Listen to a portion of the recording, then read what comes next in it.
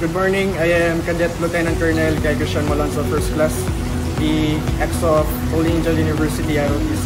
So, as an ROTC cadet, what are my expectations dito sa Officer Candidate School? This is my second time nung pagpunta dito, and we were introduced last year doon sa Platoon Leader Development System or yung PLDS. And from that point on, there's this transition na ginawa namin. We have adopted yung system ng PLDS sa ROTC unit namin. So the 3 P's na mention ni Colonel Tagbunok earlier, yung pananakot, pananakit, at pamamahiya, we have eradicated those kind of things. So ngayon ang ginawa namin,